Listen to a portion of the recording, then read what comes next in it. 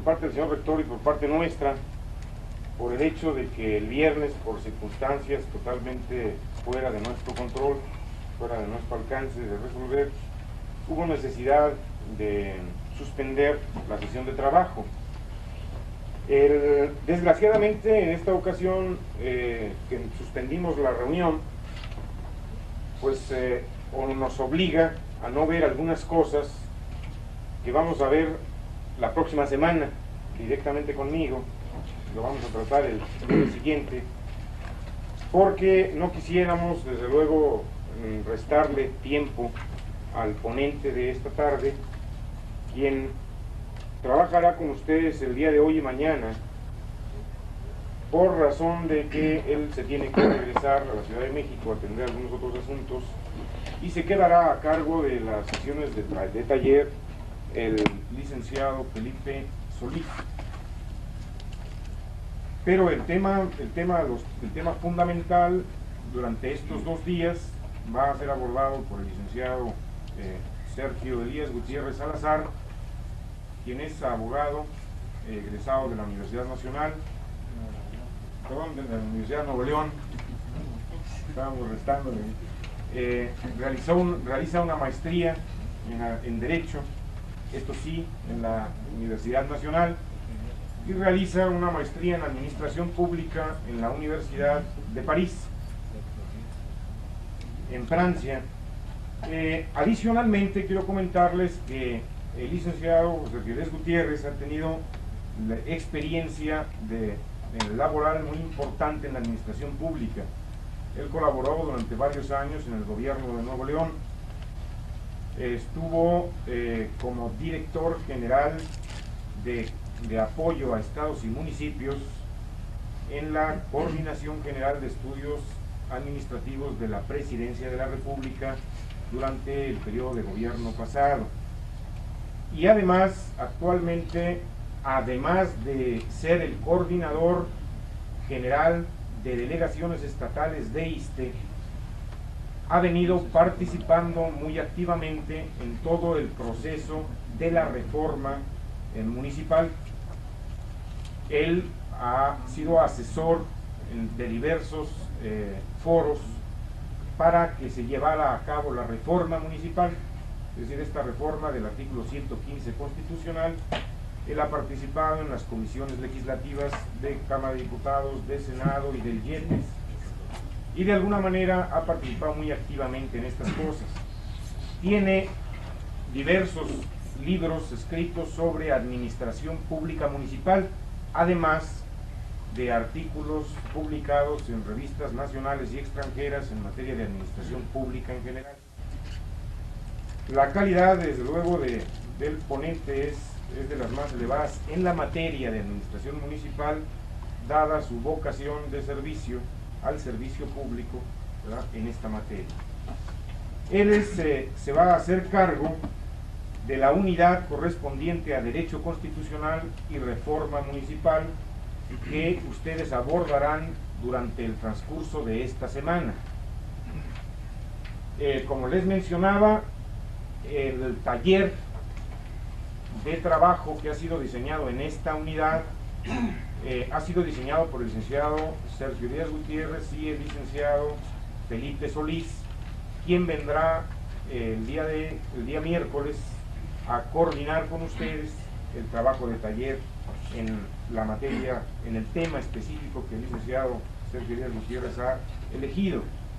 Está relacionado, tal parece, que con el Código Municipal de Chihuahua, ¿verdad?, a efecto de que sea algo más cercano a la realidad de los municipios de este estado. Por otra parte, quiero comentarles, como no fue factible hacerlo el viernes pasado, en breve tiempo, la mecánica que vamos a seguir en el curso. Ustedes saben que está dividido en 8 unidades.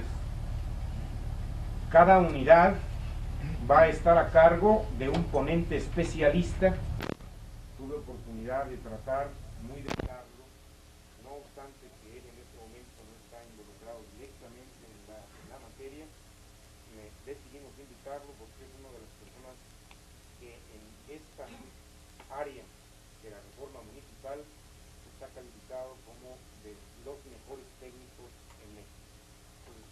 A ustedes, al licenciado César Gutiérrez, y les agradezco mucho el que me hayan atendido el jueves y el día de hoy. Yo los veré a ustedes el lunes, porque hoy en la noche parto hacia la Ciudad de México, entonces ya no tendré oportunidad de despedirme, dado que el licenciado Gutiérrez se va a quedar con ustedes y yo probablemente tenga que irme antes. Yo tenía mucha curiosidad de qué iba a decir Memo de mí, porque generalmente los amigos abusan en los elogios y creo que lo ha hecho. Yo fundamentalmente soy un abogado pueblerino, como digo, que ha tenido oportunidad de buscar empleo y encontrarlo primero en un municipio de Monterrey. Ahí estuve en el jurídico, luego estuve en el jurídico del gobierno del estado. Entonces me nació una inquietud por ver el derecho administrativo local. Siempre me pregunté por qué nunca los que estudiamos derecho vemos el Código Civil del distrito y las leyes, los libros mal hechos y el administrativo de Fraga, que está muy obsoleto, y nunca vemos derecho administrativo local ni constitucional local. Entonces alguna vez, hace unos 8 años, di un curso sobre derecho público estatal y municipal. Entonces eso me permitió sistematizar y estudiar la Constitución de Nuevo León, que batallé para conseguirla, y luego batallé para conseguir el reglamento interior del Congreso y la ley orgánica municipal y las tal vez 80 o 90 disposiciones jurídicas importantes que hay en la vida jurídica de un estado. Ustedes inténtenlo y van a batallar. Ahora los estados han hecho compilaciones. Chihuahua hizo un código administrativo también obsoleto, pero muy bueno para su época. Sí, no refleja la realidad administrativa del gobierno del estado actualmente, ¿no? Pero sí fue muy avanzado y fue el único en el país. Entonces me fue dando por leer y por estudiar lo que sería el derecho público estatal y municipal. Evidentemente no había ni la pretensión del gobierno de la República de fortalecer al municipio, ni programas concretos para hacerlo. Todo el mundo veíamos como una cosa normal el centralismo. Parecería que estábamos habituados a él, y se reflejaba en los programas de estudio. Se refleja en los programas de estudio de las carreras de Derecho y de cualquier otra. Hace 4 años di un curso de una semana, en noviembre del 80, en la Universidad Autónoma de Chihuahua, aquí en la facultad que está aquí cerca, en la Administración Pública, y estudian los textos de Administración Pública con base en los textos de México, en el programa de Ciencias Políticas de la Facultad de la UNAM, y no con un programa específico. Entonces, desde entonces se planteaba en Juárez la posibilidad de establecer un centro de estudios concreto de esto. En aquel tiempo organizaba los estudios Jorge Bustamante, un juarense que es director del Centro de Estudios de la Frontera Norte de México, que entre las alternativas de Tamaulipas, Chihuahua o Baja California decidió por Baja California para establecer el centro, no sé por qué cuestiones de valoración. Pero la idea era lo mismo, estudiar específicamente los problemas de la frontera, entre los cuales un capítulo muy importante son los problemas relativos a la administración pública en la frontera. En ese seminario veíamos en la conclusión, que fue una mesa redonda el último día, de que es mucho más, todavía sigue siendo seguramente, mucho más factible buscar las soluciones de los problemas de los juarenses en autoridades federales, aún desconcentradas, que estuvieran en Juárez. Si los problemas en los que gira la vida económica de la ciudad, la importación o la exportación o el crédito agrícola o los permisos para tal o cual cultivo, son permisos fundamentalmente federales, entonces el ámbito municipal se ve reducido a servicios públicos y a función de gobierno. Evidentemente Juárez tiene una ventaja de que no es capital, y es una ventaja porque no tiene la sobreposición del gobierno del estado en el territorio tan cercana como la puede tener el municipio de Chihuahua, por ejemplo. Pero sí se distribuye mucho la solución de los problemas entre autoridades federales y autoridades estatales y municipales.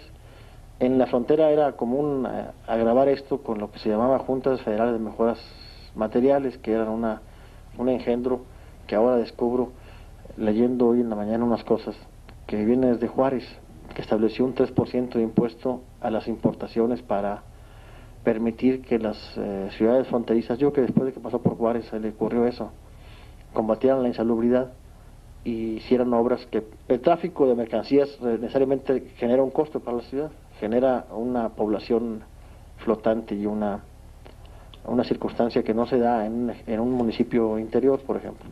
Entonces desde Juárez aprobó que fuese un impuesto del 3% de sobreimpuesto a a la importación. Se ve que teníamos como hasta ahora mentalidad importadora, no había el impuesto a la exportación. Después se puso un 2% a la exportación también, ¿no? Pero eso fue una sobretasa. Y eso engendró las juntas aquellas que aquí las vivieron muy cerca. Y el Programa Nacional Fronterizo en el que estamos asentados. Entonces, no es frecuente encontrar una vida municipal así muy arraigada, ni muy antigua, ni muy profunda. Esto se acentúa más en ciudades como Tijuana o como Mexicali, donde el municipio tiene apenas unos 40 años de existir, y mucho menos en la frontera noreste del país, en Tamaulipas y lo demás, porque son municipios con más vida propia por la agricultura más intensa, o por el comercio, por la relación con petróleos mexicanos.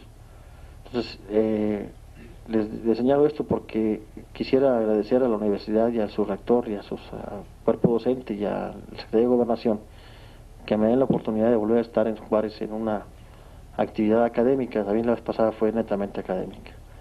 Evidentemente, la composición del grupo puede hacer de esto un debate de otro índole, pero mi posición procurará ser fundamentalmente netamente académica. No quiere decir que no tenga posiciones políticas y que no las pueda expresar, y que no tenga puntos de vista sobre la reforma municipal.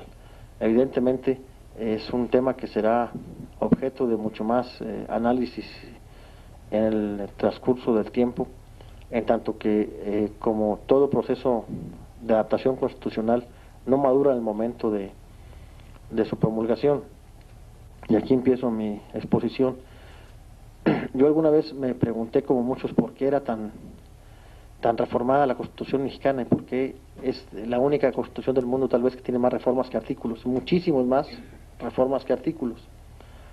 Y todo el mundo lo vemos como necesariamente malo. Si es malo reformar la Constitución, debería ser un documento mucho más estable, mucho más permanente, mucho más respetado inclusive.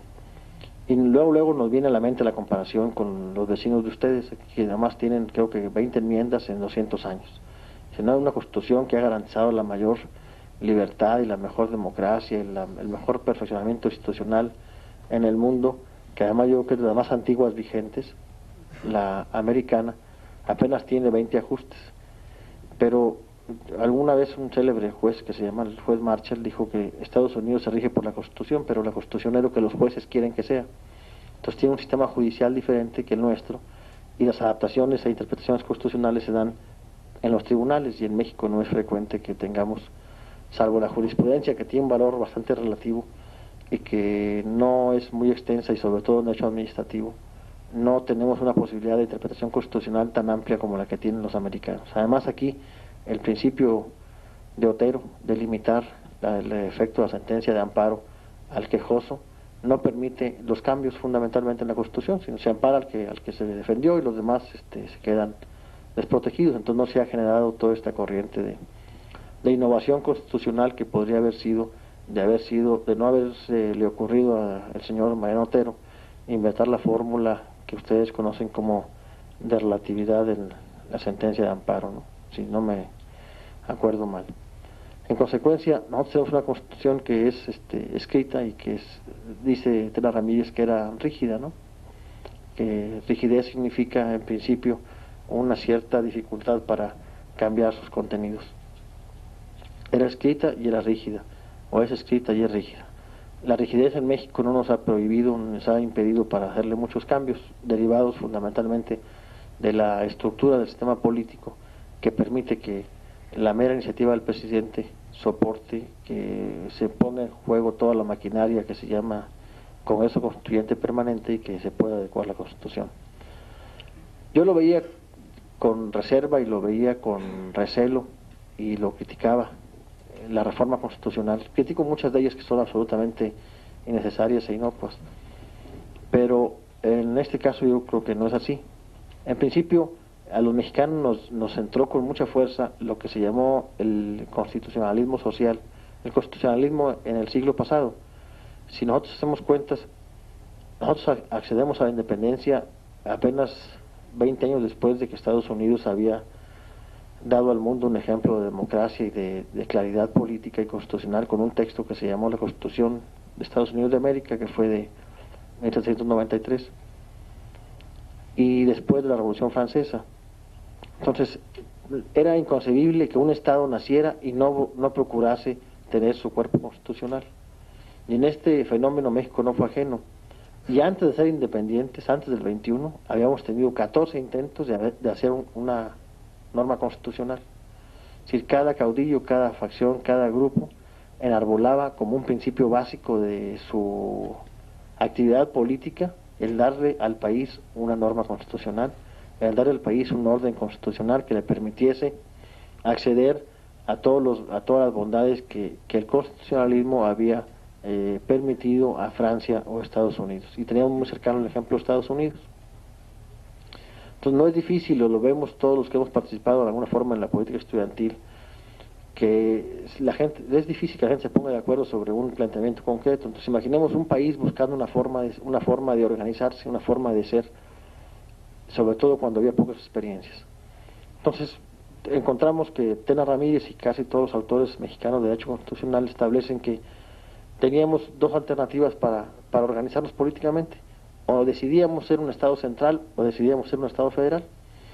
Del Estado central veníamos, es decir, teníamos ya 300 años de padecer un centralismo, además metropolitano, es decir, ni siquiera un centralismo autónomo, sino que tenía su centro en una metrópoli lejana. Teníamos a la vista el otro ejemplo de la Constitución americana, en la que podíamos fundamentar y basar nuestra futura actividad política y nuestro establecimiento de un orden constitucional que permitiera al país avanzar y crecer en las instituciones. Entonces todos dicen que nos copiamos el modelo americano, y hasta ahí los que estudiamos de hecho lo vimos como una verdad absoluta. No obstante, esto una autora que es muy célebre en Texas, no tanto en México porque es desconocida, que se llama Nettie Lee Benson, que fue directora y fundadora de la biblioteca de la Universidad de Texas en estudios latinoamericanos hasta que se murió, que el 57 publicó un libro que se llama La Diputación Provincial y el Federalismo Mexicano, que lo editó el 57 Colegio de México y lo reeditó la Cámara de Diputados en la pasada legislatura con el mismo nombre, con otra pasta. Y esta señora demuestra cómo antes de la Constitución mexicana del 24 tuvo vigencia y positividad en México la Constitución de Cádiz de 1812. Esta Constitución, que fue la respuesta a la invasión francesa a España, en cuyas cortes constituyentes participaron algunos mexicanos como Ramos Arizpe y algunos otros, estableció en uno de los capítulos un apartado específico para consagrar las diputaciones provinciales, y en aquel entonces generó 7 diputaciones provinciales. Establecía las funciones de la diputación provincial, y es curioso encontrar que muchas de las funciones que la diputación provincial tenía, que además debería dividirse en municipalidades, eran o son muy concordantes con lo que actualmente persigue la reforma del artículo 115.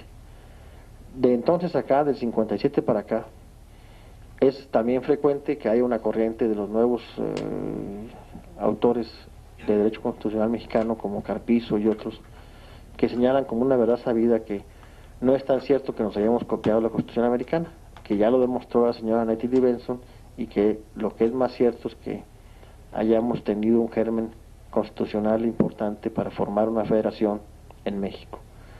En Tena Ramírez se establece que en el libro de Tena Ramírez, que todos conocemos, que se llama Leyes Fundamentales de México, él incorpora como una ley fundamental de México la Constitución de Cádiz, y la explicación que da es que como quiera rigió entre el 12 o el 13 y el 24, hasta que se expidió la otra,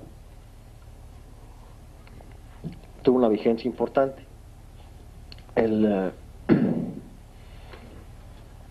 Señala Tena Ramírez que de acuerdo con esta Constitución se reinstalaron los ayuntamientos y se autorizaron las diputaciones provinciales para la Nueva España. Dicho cuerpo normativo, dice Tena Ramírez, puede ser incluido entre las leyes fundamentales de México, no solo por haber regido durante el periodo de los movimientos preparatorios de la emancipación, así haya sido parcial y temporalmente, sino también por la influencia que ejerció en varios de nuestros documentos institucionales, no menos que por la importancia que se reconoció en la etapa transitoria que procedió a la organización constitucional del nuevo Estado.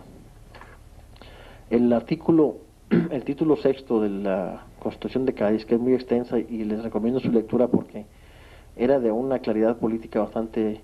Era una constitución que se dio en condiciones muy difíciles para España, que buscaba la consolidación política, un Estado que había sido generalmente reacio y renuente a la modernización, un Estado muy tradicional, como el Estado español. Se vio la necesidad de crear un gobierno ante la captura de su rey por la invasión francesa.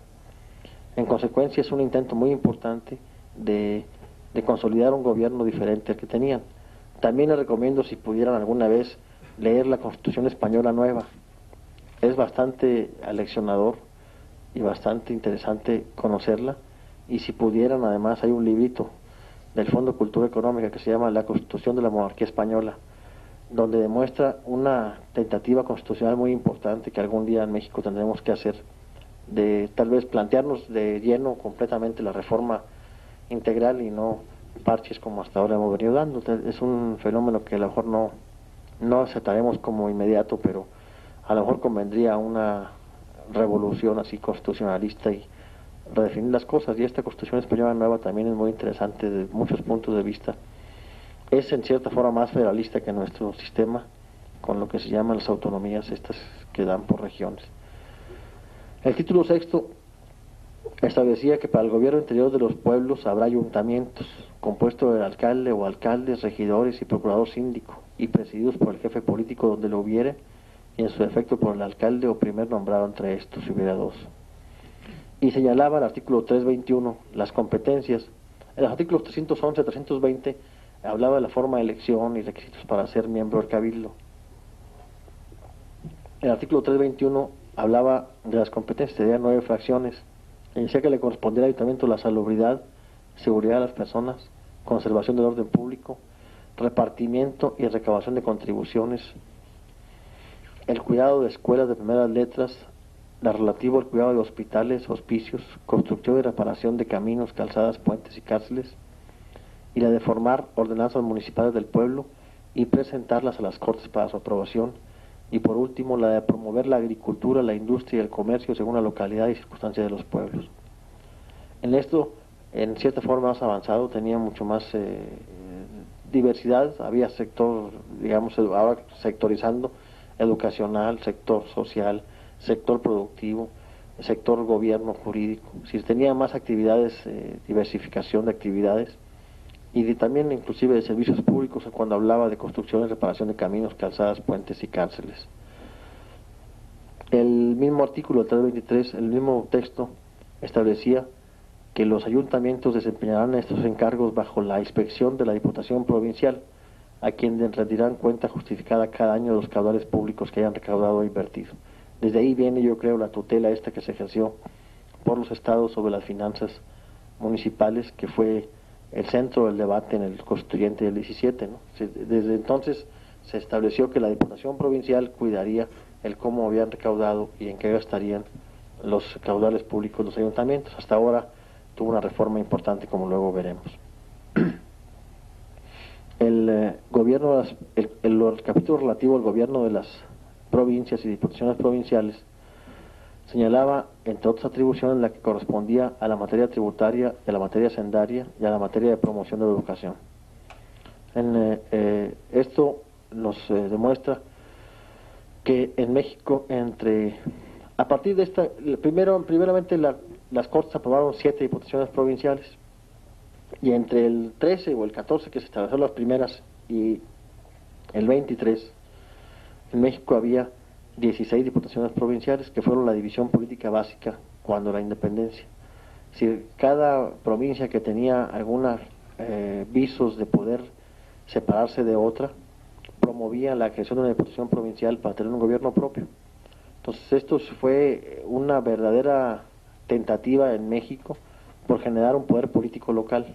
Si es una respuesta muy clara al centralismo. Contra el centralismo yo no creo que haya más solución que la formación y generación de poderes políticos locales.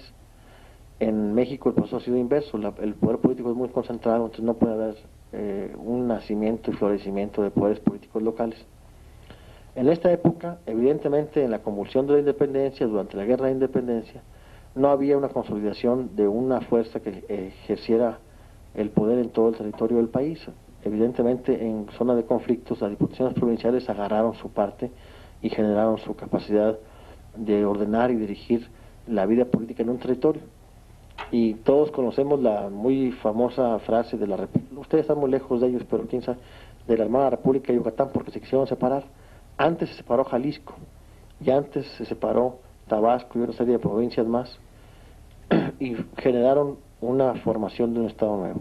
Había un gobernador en Jalisco muy aguerrido, un jefe de diputación provincial, y cuando hizo la Constitución Libre del Estado Libre Soberano de Jalisco, que fue la primera que se conoció como Constitución Política Local, en 1919 o 20, la difundió por todo el país y incitaba a todo el mundo a que tuviesen su gobierno propio y que diesen su forma de crear leyes y crear instituciones locales al margen de la federación. Entonces invitaba a todo el mundo a hacerlo y generó una fuerte corriente de formación de poderes políticos locales y de generación de gobiernos locales, que es una de las características fundamentales de la federación, es tener un régimen constitucional a nivel local, ¿no? Es decir, un régimen jurídico diferente del todo que se conforma por las partes. Cuando accedimos a la independencia, las diputaciones provinciales evidentemente eran las únicas que tenían experiencia política y fueron los que fueron electos para formar parte del primer constituyente. Y no es raro entonces encontrar en México una cosa que es yo creo que poco frecuente. Primero se hizo un acta constitutiva de la Federación Mexicana y luego se hizo un constituyente que hiciera la Constitución. Este constituyente primero optó por hacer un acta constitutiva que fue aprobada el 23, que entró en vigor el 24 antes de la Constitución, entró en vigor el 23. Esta acta constitutiva, como ustedes recuerdan, fundamentalmente se dedicó a crear un Estado federal. Si las diputaciones provinciales que formaron parte del Congreso Constituyente inicial en México, lo que pusieron como condición para ir a un constituyente es: vamos a un constituyente que cree una federación, si no, no lo entramos. Y entonces, bajo la amenaza de separación de muchos de los porciones del territorio, de buenas el país accedió a formar una sola unidad y se formó primero la federación y luego el Estado mexicano. López Portillo dijo alguna vez que si no hubiera sido por esto, en un texto muy bien hecho que leyó en las Cortes Españoles cuando fue invitado, si no hubiera sido por esto, tal vez seríamos 8 repúblicas o 9 como lo son en Centroamérica, con la debilidad y la dificultad para ser países. No sé si se han percatado. Hace poco dijo el presidente que México era un país viable, que tenía posibilidades de crecer. Y otros autores, Octavio Paz entre ellos, las madrugadas ahí, las desveladas de los textos nocturnos, dicen que hay muchos países no viables y mucha gente dice, no, pues no puede ser un país Nicaragua porque nomás tienen plátano y café. No puede subsistir como país, no pueden subsistir. Y es muy lamentable que se diga, pero es otra discusión aparte, pero puede ser hasta cierto, ¿no? Entonces, si no hubiera sido por esto, a lo mejor seríamos 9 países en este territorio o 10 países. Si no hubo esa flexibilidad y sabiduría política para poder aglutinar. Después de esto, al aceptar ser una federación, entra Chiapas y se incorpora después de promulgada la Constitución del 24. Imaginemos este país sin Chiapas, tendría la mitad del agua y la mitad del petróleo que tiene actualmente. En consecuencia, es una bondad política que se revirtió 150 años después en bondad energética, ¿no? Y Chiapas, por eso aquella frase, ustedes son muy jóvenes, del 74, que dijo el diputado que contestó el informe del presidente Echeverría: todo en Chiapas es México, ¿se acuerdan? Él fue un diputado que era poeta, o es poeta, todavía vive, Pedro Guillén, contestó un informe del presidente en el año del Senado y la República Federal 74, y este diputado chapaneco hizo una alusión más que al informe a por qué Chiapas se había incorporado. Y la discusión: Chiapas es un estado que en un constituyente propio decidió políticamente anexarse a México y separarse de la capitanía de Guatemala y del gobierno guatemalteco. No habría refugiados porque estarían en territorio guatemalteco, pero no habría petróleo tampoco ni energía eléctrica, que la que se genera en el país, 70% se produce en las presas del estado de Chiapas.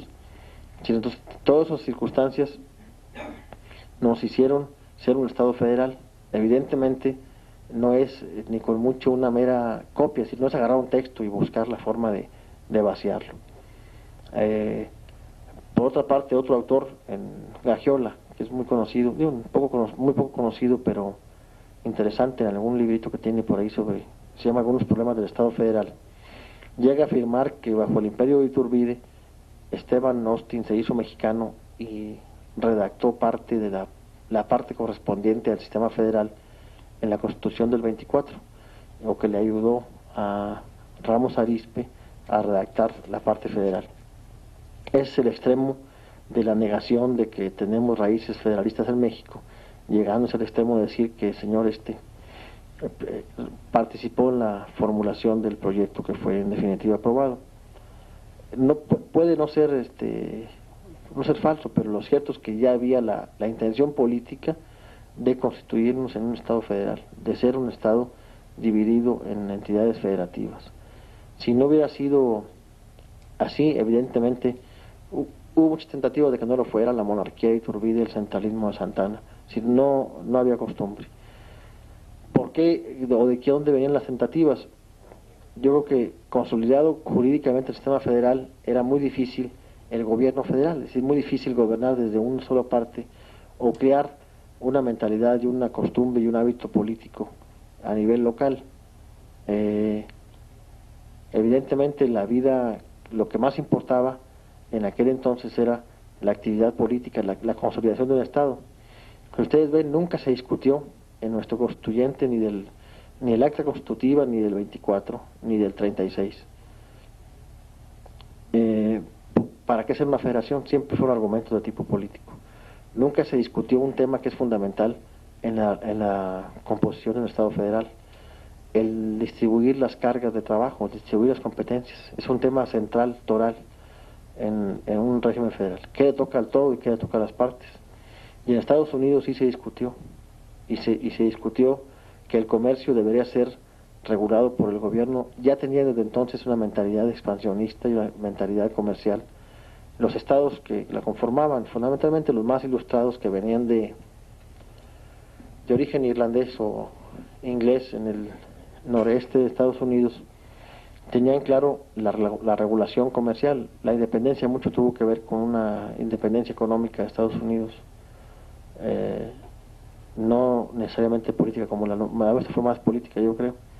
Y en el debate que viene en el libro El Federalista, que editó el Fondo de Cultura Económica, se encuentra la discusión de a quién le correspondería cada una de las cosas, entre otras, a quién le correspondería regular el comercio, por ejemplo, que era muy importante.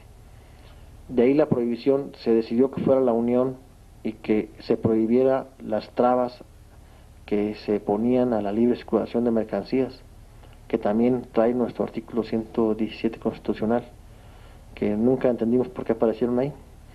Eso es bien. Entonces, desde entonces el Código de Comercio de Estados Unidos es único, es federal y es una materia que importa mucho, que tenía mucho que ver con la economía americana. Y después discutieron que era importante que la paz y la seguridad y del todo fuera por una sola parte, es decir, delegar la soberanía, delegar la representación internacional, delegar la defensa y la seguridad. Y son muy pocas materias en general las que son del ámbito federal en principio. Después se derivan otras. Decidir quiénes son pobladores, decidir cuál es el territorio y cuidarlo, demarcar límites, y eso es competencia federal. Decidir quién protege a las partes y quién representa al país en el extranjero. Y de ahí, una de las actividades económicas básicas fundamentales fue la decisión de que el comercio no fuese objeto de regulación estatal, porque podía prestarse a restricciones importantes. En México nunca se dio una discusión sobre qué le correspondería a los estados y qué le correspondería a la federación. De hecho, la primera constitución, la del 24, no trae la fórmula del artículo 124, no dice nada de a quién le corresponde ejercer ciertas atribuciones y qué le corresponde a la federación y qué al estado.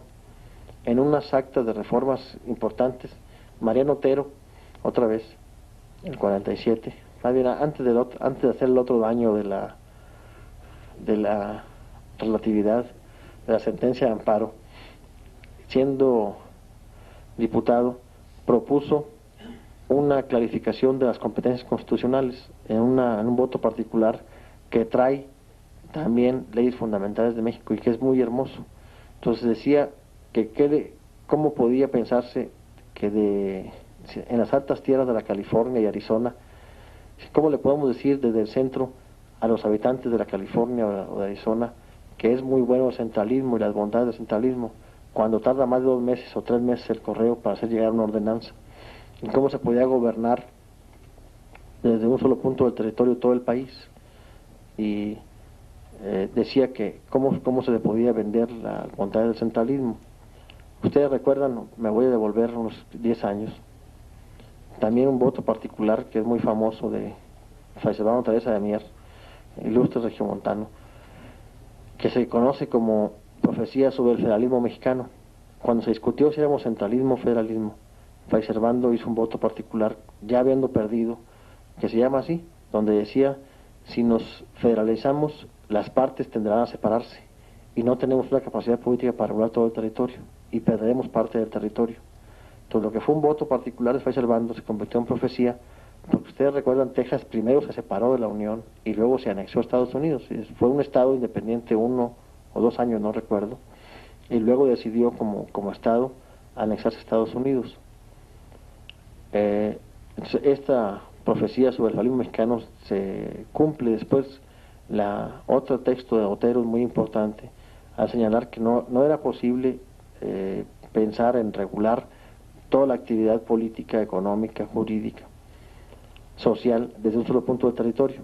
Ahora es muy difícil hacerlo. Para ustedes lo sienten, lo ven más de cerca, padecen más el centralismo que los tlaxcaltecas tal vez. No, yo que igual. Y nunca fue aceptado. Entonces, esta fórmula de Otero que proponía era lo mismo: distribuir las cargas y decidir qué hacer cada quien. Hasta el 57 se incorporó a la Constitución la fórmula del artículo 124 actual, que es bastante deficiente. En el artículo 124 dice: las facultades que no estén expresamente concedidas por esta Constitución a los funcionarios federales serán de la competencia de los estados. El único debate que se dio fue que un diputado quería que se pusiera igual que en los Estados Unidos, que dice: serán de la competencia de los estados y del pueblo. Y aquí además le pusieron: o es federal o es de los estados, no se puso lo del pueblo. Este diputado decía: no, es que vamos a aclarar que el ámbito de libertad es todo esto, ¿no? Entonces se le contesta con una muy fácil: es del pueblo conforme a un principio que se llama de autonomía de la voluntad, que ustedes conocen todo lo que no es del Estado. Si el Estado y el particular actúan en forma diferente, el Estado más puede hacer lo que tenga facultades y el particular todo lo que no esté prohibido. En consecuencia, no tiene caso poner que lo que no sea del Estado es del pueblo, ¿no? Si se entiende que eso es lo que se conoce como el ámbito de autonomía de los particulares. En consecuencia, no se discutió más. El 17 se incorporó el mismo texto con la misma deficiente redacción de atribuirle las facultades a los funcionarios y no a los poderes federales, que esa es la deficiencia que trae, y no se corrigió. Entonces nunca se discutió. De hecho, nunca hemos discutido en México hasta ahora, recientemente, qué le correspondería a cada quien hacer. Vimos como muy lógico la distribución de competencias. En el 17, con esta fórmula, lo que no sea federal estatal, tenía los estados un ámbito de atribuciones mucho más amplio. No había el catálogo de impuestos que existe ahora en el artículo 73, fracción 9 de la Constitución. Entonces, al no haber un impuesto establecido en la Constitución, eran estatales los impuestos, la mayoría. Esto fue negado desde el siglo pasado, cuando se empezaron a cobrar impuestos en México. La Corte dijo en una sentencia: no importa, que se debe extender un principio de interpretación de la Constitución y los impuestos pueden ser federales. Y ahí empezó el desastre. Si ustedes ven, la primera Constitución del 17 no traía ningún impuesto atribuido a la Federación. Actualmente, el impuesto a la renta, que es el principal impuesto en México, no es un impuesto que esté expresamente atribuido a la Federación. En la fracción 29 del artículo 73 viene un listado de impuestos y no viene renta, y es un impuesto exclusivamente federal que no cobran los estados por una vieja práctica fiscal. Los otros sí están ahí.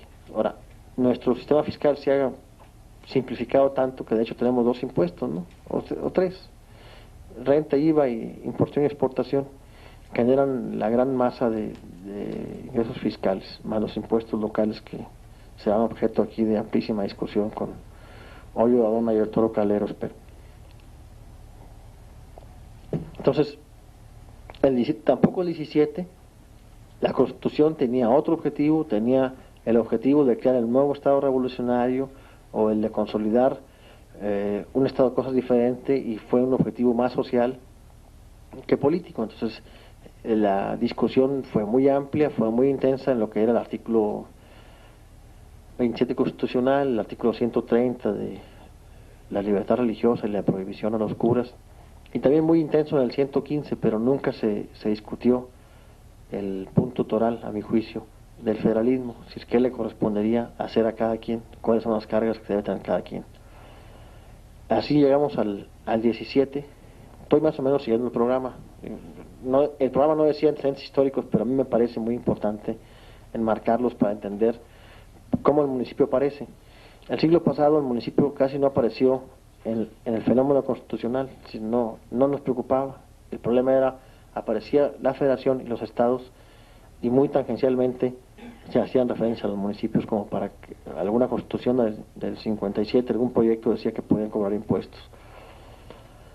Le dedicó un capítulo amplio la Constitución centralista del 36 y un capítulo más amplio Maximiliano, evidentemente con más tradición municipalista europea. Tenía un capítulo específico sobre el municipio. A él habló de los jefes políticos, entonces de ahí Porfirio lo retomó después. El municipio no apareció en el constituyente, y el 17 se manifiesta con una fuerza impresionante. Es decir, uno de tal vez los postulados políticos más importantes del Plan de San Luis es el restablecimiento de la libertad municipal, y también lo fue en 1906 en el programa del Partido Liberal Mexicano. Yo creo que los objetivos son convergentes, aunque la ideología sea diferente. Ustedes saben, todo el mundo acusa a los Flores Magón de tener alguna afirmación, alguna intención anarquista, que era, creo que es cierta, ¿no? Hay un libro también de Sepp, me veo demasiado cursi tal vez citando libros, pero muy chilango yo creo, pero no es así. Hay un libro que editó Sepp, muy bonito, que se llama El anarquismo mexicano 1860-1890. Y ustedes encuentran ahí los anarquistas del siglo pasado, que tenían mucha fuerza derivada de los movimientos de España y de Irlanda, pugnaban siempre por el municipio libre. Ellos pensaban que si se logra independizar un municipio, y luego otro, y luego otro, y luego otro, logran hacer la autarquía, y logran hacer el socialismo libertario, y logran desaparecer el gobierno. Entonces el municipio libre es central en la vida municipal, en la vida de los anarquistas. Y Bakunin, el ideólogo de todo esto, tiene un capítulo en su libro sobre federalismo y municipalismo, y es la misma idea. Si hay que independizar el municipio de cualquier otro poder externo para poder después hacia adentro desaparecer los poderes, ¿no?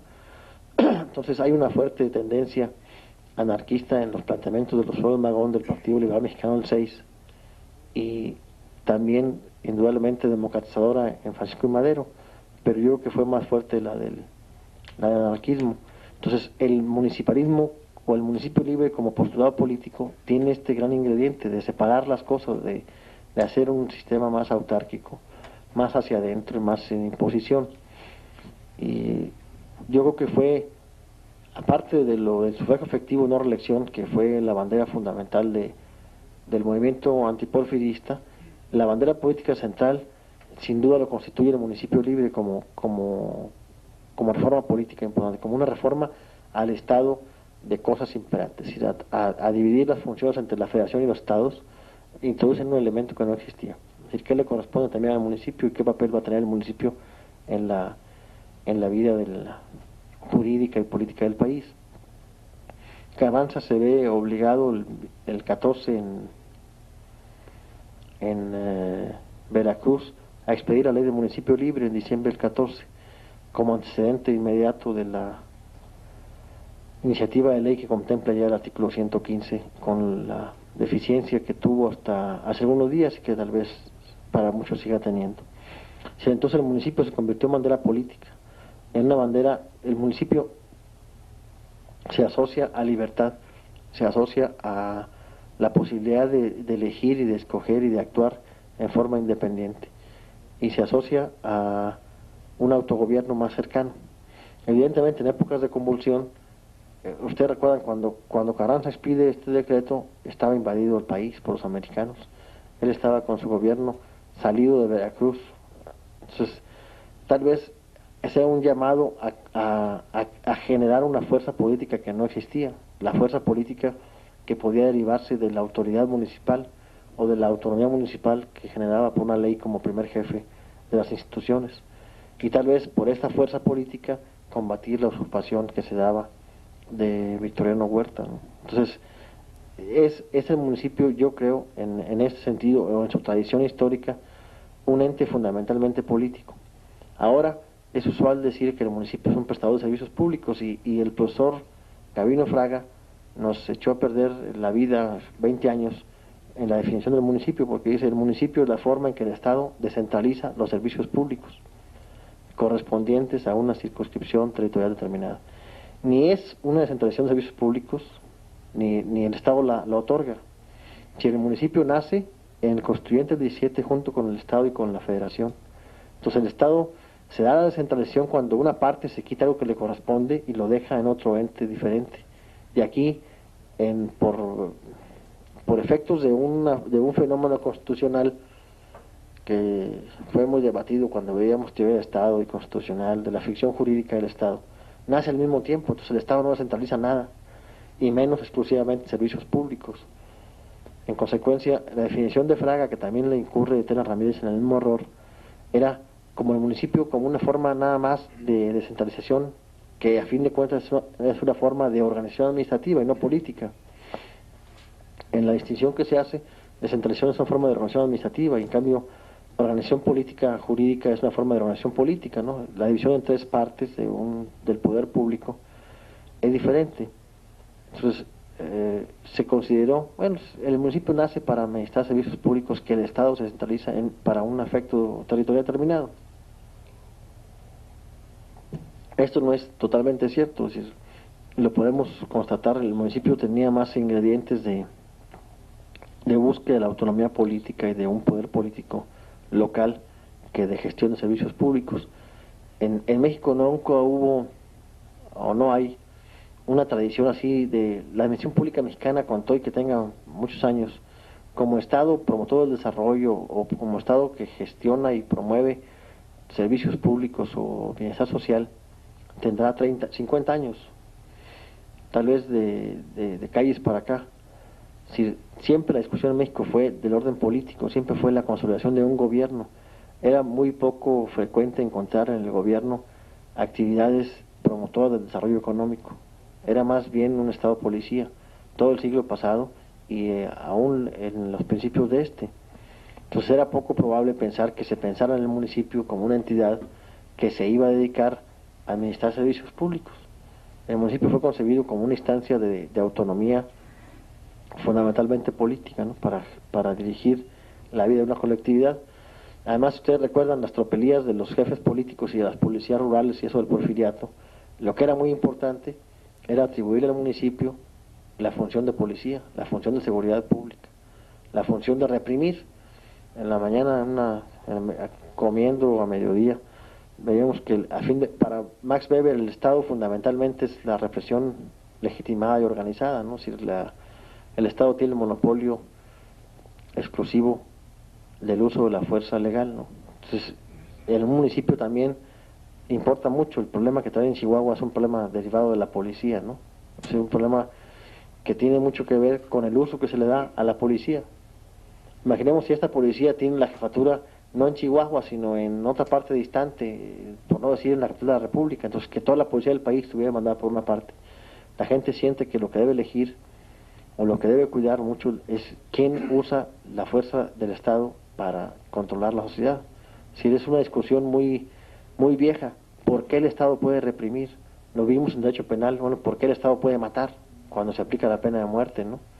Entonces, ¿quién le da al Estado el monopolio de la posibilidad legal de privar de la vida a otros sin que sea un delito, ¿no? Entonces, esa discusión que tiene más que ver con el naturalismo que con el positivismo jurídico no se resuelve. Entonces, para un municipio sería muy importante quién ejercía el poder de policía. quién ejerce la represión sistemática y organizada o la coacción. En consecuencia, si se elimina esa autoridad en otra instancia, si se elimina como instancia estatal la policía, se elimina un poder del Estado sobre la comunidad. Y tal vez los gobernadores peleen más las jefaturas de policía que las jefaturas de obras, ¿no? Porque a fin de cuentas ahí está el orden. Y eso es una de las cosas que la reforma al 115 puede tener de importante si se consolida, ¿no? Si generar, a lo mejor, así en un estado ya bien moderno, la elección del jefe de policía, como es frecuente en Estados Unidos, que se vea quién elige jefe de policía. Sí es importante, parece que estoy cayendo en cosas que no son, pero sí es bien importante pensado así, la policía como la coacción y la violencia y la represión legalizada, ¿no? Consecuencia, no se pensaba, a mi juicio, yo creo que la discusión sobre el desarrollo económico en México surge hasta bien entrado el siglo, tal vez hasta que se crea el Banco de México el 29, y luego una FINSA, y luego los bancos de fomento, y luego las secretarías que tenían por objetivo la promoción del desarrollo. México persistió durante el siglo pasado, casi todo el siglo, con 4 secretarías, que son fundamentalmente de gobierno, que eran Relaciones Interiores, Exteriores, Hacienda y Justicia Eclesiástica y no sé qué más, y Guerra y Marina. En consecuencia, fue un Estado dedicado fundamentalmente a conservar el orden de cosas, dirigir las relaciones interiores y exteriores, la guerra y la Hacienda, con el agravante de que hubo 36 secretarios de Hacienda en creo que 20 años, porque al no poder pagar la nómina renunciaban, entonces no había impuestos, era una función muy escasa. Muy entrado el siglo se crea Comunicaciones y Obras Públicas con este intento modernizador de Porfirio Díaz, y la Secretaría de Educación Pública se crea hasta el 28, y la Secretaría de Industria y Comercio se crea también por ahí el 24 o el 28. Entonces, a principios de siglo se crea Fomento y Colonización para colonizar Ciudad Juárez y las partes más desvalijadas del país. En consecuencia, no teníamos nuestro gobierno no era un gobierno promotor del desarrollo, no era un gobierno dedicado a ver el problema, sino como un problema de conservación del orden político. Tal vez por nuestra tradición o por nuestra herencia española, no por nuestra no anglosajona, ¿no? Hay quien atribuye también Max Weber y muchos otros autores que si hubiéramos sido dominados por protestantes seríamos ricos, porque nunca tuvieron el rollo de que rico en el cielo, allá vas a querer a Dios y estar, aquí vienes a sufrir y a penar y a pasarla mal. Entonces los protestantes no piensan eso. Entonces los países más ricos son protestantes o ateos. Entonces, si leen la ética protestante de Max Weber se van a dar cuenta que tiene una lógica económica. No veían como una gracia la privación y el sufrimiento en la tierra. No veían como un don de la fortuna. Eso, entonces pretendían resolver problemas y lo intentaban, ¿no? Entonces, en el 17, el debate sobre el constituyente que yo traigo por aquí, sacado de un libro, yo creo que es el más largo en general. Son casi 100 páginas de una publicación que hizo la Cámara de Diputados sobre, se llama Leyes Fundamentales, no me acuerdo. Son 100 páginas de debate, y luego trae la relación de las reformas de los estados y esto. Fundamentalmente y básicamente el debate se dio en 2 aspectos: en eliminar las jefaturas políticas, lo cual se consigue con una redacción que fue afortunada, de que será administrado por un gobierno de elección popular y directa. Ese es uno. Ese era lo que sería sufragio efectivo. Y una cuestión que nunca ha sido suficientemente estudiada es, y no habrá autoridad intermedia entre el Estado y el municipio. Es que no hay autoridad ni intermedia de ninguna, ni de ninguna. Si no hay relación de supra-subordinación de Estado-municipio. Entonces, ponerle que no habrá autoridad intermedia era clarificar que no había estas jefaturas políticas, prefecturas políticas o de otra índole. Pero de hecho no hay ninguna autoridad entre Estado y municipio. No son esferas que se subordinen. No es federación, Estado, municipio de arriba abajo, sino tal vez horizontalmente ubicada, ¿no? En consecuencia, la mención sí tiene su antecedente histórico muy concreto: eliminar cualquier posibilidad de establecimiento de las jefaturas políticas. Entonces, pero muy fácilmente la discusión de dos puntos básicos de autonomía política y autonomía económica, una se elimina cuando se pone cada municipio será administrado por un ayuntamiento de elección popular directa y no habrá ninguna autoridad intermedia entre este y el gobierno del Estado. Entonces, este texto es parecido o igual que el texto original del 17. Entonces, esta es la consecución de un objetivo básico, ¿no?, que es la libertad política.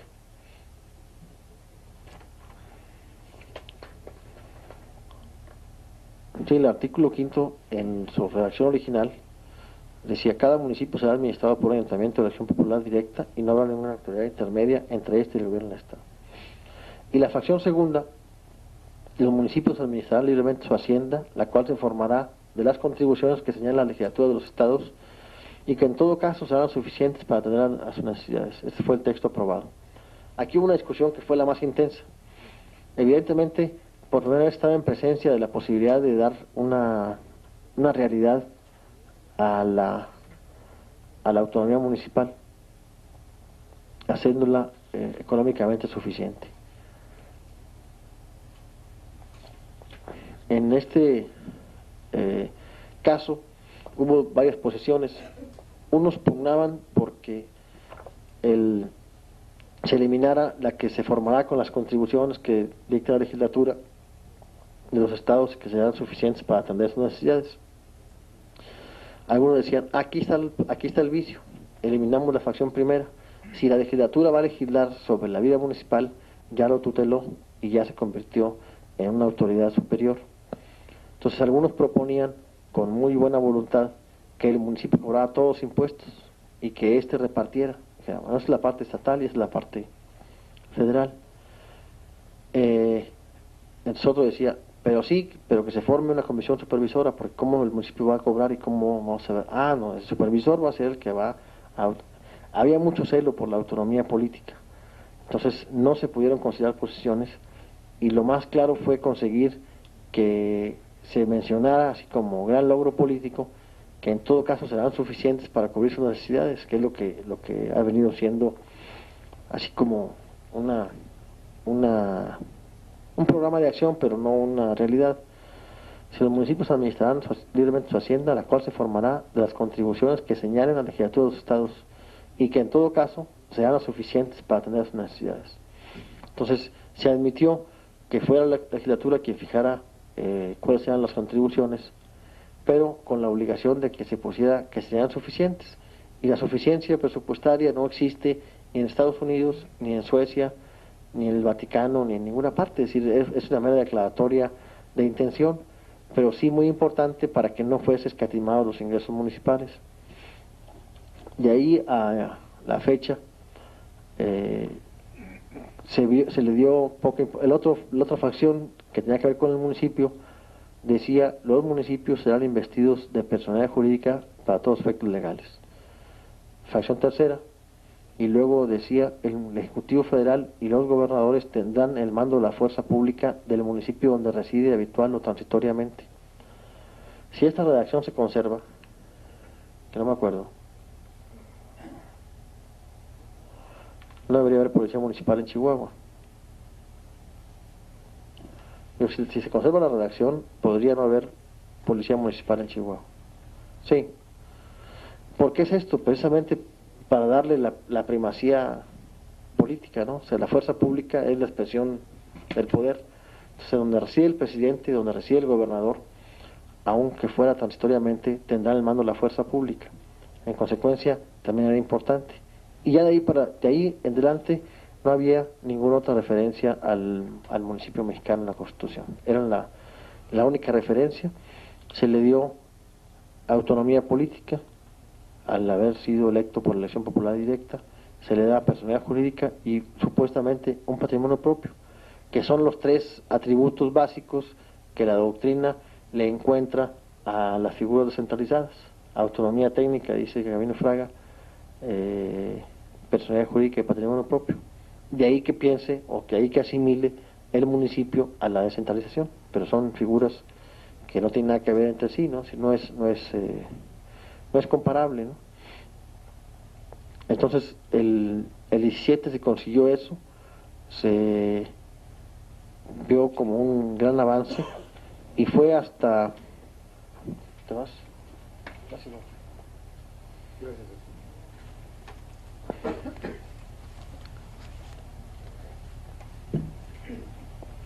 Y así persistió hasta el 33, que se prohibió la reelección municipal en el artículo 115. Igual decía, los estados adoptarán para su forma de gobierno la forma de gobierno republicano, representativo popular, y luego cada municipio será administrado. Y luego le pusieron los presidentes municipales, regidores y síndicos de los ayuntamientos, electos popularmente por elección directa, no podrán ser electos para el periodo inmediato. Las personas que por elección indirecta o por nombramiento o asignación de alguna autoridad desempeñen las funciones propias de esos encargos, cualquiera que sea la denominación para que se les dé, no podrán ser electos para el periodo inmediato. Todos los funcionarios que tengan el carácter antes mencionado de propietarios no podrán ser electos para el periodo inmediato, con el carácter de suplentes. Pero los que tengan el carácter de suplentes sí puedan ser electos como propietarios si no han ejercido el encargo. Y luego ya le pusieron los municipios administrados su hacienda libremente y lo demás igualito. Esto es, en general, se estableció, yo creo que como una omisión importante, que fue subsanada 15 años después, la prohibición de la reelección para la autoridad municipal, que no estaba expresa, que sí está expresa para los gobernadores y para el presidente de la República. Y se consideró que la prohibición sería para el periodo inmediato posterior y no definitiva como es en los otros dos casos que ya mencionamos. Otra reforma que se hace, el 28, el general Álvaro Obregón, en un exceso de coraje contra el gobierno. Ustedes recuerdan la pugna esta de Obregón, cuando iba a ser reelecto, uno de los principales ejes del partido antireeleccionista giraba en torno del gobierno en la Ciudad de México, donde la CROM Morones tenía, de los 8 municipios que había 12 municipios, la CROM manejaba 8, y emplearon recursos y emplearon el poder político de los municipios en el DF para hacer campaña antireeleccionista. La vida política del país giraba mucho en torno al DF. Y Obregón, siendo presidente electo, sin ser presidente todavía, presidente en ejercicio, mandó una iniciativa de ley para desaparecer los municipios en el DF, que fue adoptada por el bloque obregonista de la Cámara de Diputados y desaparecieron los municipios. Entonces se reformó el artículo 115 y el artículo relativo a la parte correspondiente del artículo 49 que habla del gobierno del DF, o del 73 también, y ahí le mocharon lo de los municipios. Fue una reforma importante, entonces prohibiendo los municipios en el DF. Y el debate así lo dice. Obregón decía que era irreconciliable tener dos jefaturas políticas, que hubiera un jefe político en el DF y un jefe político en los municipios. Entonces la iniciativa es muy clara y los hizo desaparecer.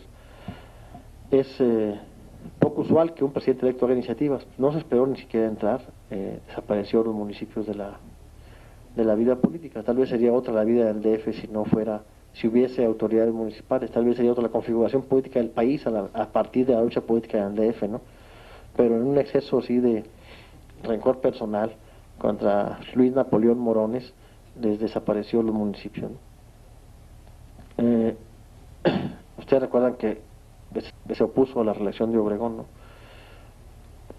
Otra reforma también importante fue la del 1943, donde fue para adecuar la reforma del presidente Cárdenas de los gobernadores que los estados no podrán en su cargo más de 6 años. También eran de 4 años y se actualizaron con el cambio en la Constitución Federal, que pasó de 4 a 6 años. El 47 agregaron el voto de la mujer. En las elecciones municipales participarán las mujeres en igualdad de condición que los varones con derecho de votar y ser votados. En el 53 añadieron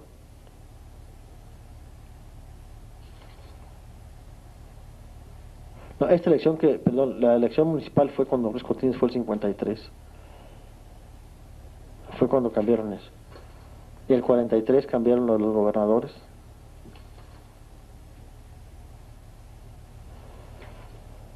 Y el 53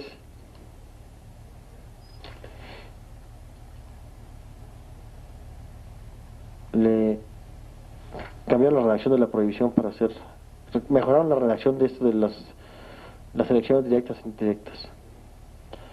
Hasta después de entonces, hasta 76, hubo una adición en el ámbito de sus respectivas competencias, expedirán las leyes, reglamentos y disposiciones administrativas que sean necesarias para cumplir con los fines señalados en el párrafo tercero del artículo 27, que era el ordenar la población en el territorio.